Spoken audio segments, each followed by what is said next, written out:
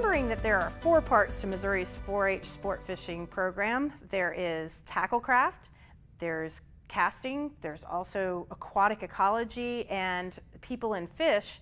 Now I want to focus a little bit on our tacklecraft and what you might be able to do with youth in our 4-H sport fishing program. This is something that will work for you at any time of the year. So if you're looking for an indoor activity, there are a couple of things you can do. You can also maybe do this outside as well around a picnic table, depending on your setting.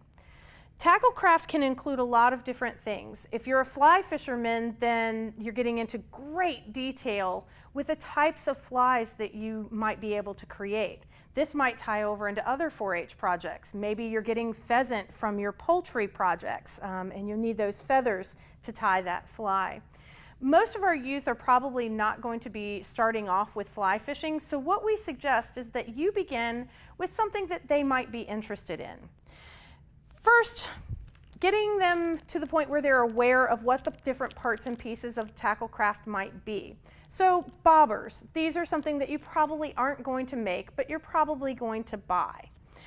You can purchase rubber worms and rubber worm-like materials, or you might even buy something that represents more of a spinner or another type of jig that looks like a fish. And while you can buy them, I think many of our youth really would love to make something on their own.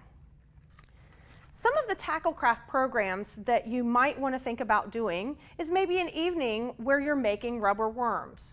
Did you know that you could make a rubber worm? They make molds for them.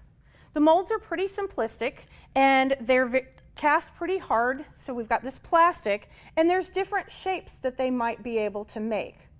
There is worm making plastic materials that you'll buy in a liquid form and you'll heat up. You'll use your pan to pour it into the mold. Now, of course, you're looking at this thinking, Shannon, that's going to be a really boring looking worm. So this is where our youth are probably going to be the most interested in kind of the craftsmanship of the tacklecraft. They can make the colors. So we can talk about red and blue turning into a purple colored worm. We might want to add some sort of glitter to it so that as it's gliding through the water, that it might catch that fish's eye. Worm making is a fun activity. It does require heat, so you might need a single burner, or you might be doing this in somebody's home over top of a kitchen stove. Make sure that you have all of the necessary safety implements. Make sure you have a fire extinguisher. Make sure that you know where everybody is while you're working on these projects, because plastic, when warm, can be a little bit risky. But the final products the youth will be very excited with.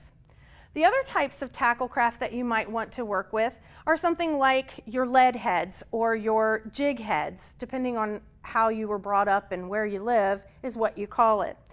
These typically are small lead pieces that may or may not be attached to a hook.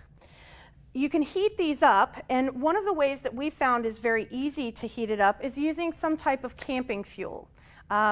There are commercial products that are out there that are known as sterno, and that's usually how people typically call it by that name. So this, of course, is going to include a flame.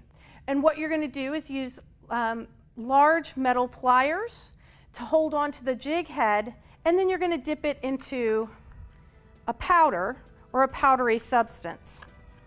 Once you've dipped it into that powdery substance, you may find that they want to make them different colors. And you may find that using a larger plastic container might work as well. That very, very hot lead will begin to melt this paint that will then stick to it. Lots of experimentation can happen with this.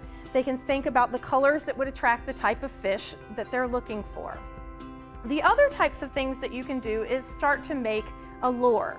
So the next thing that we're going to do is look at making an inline spinner.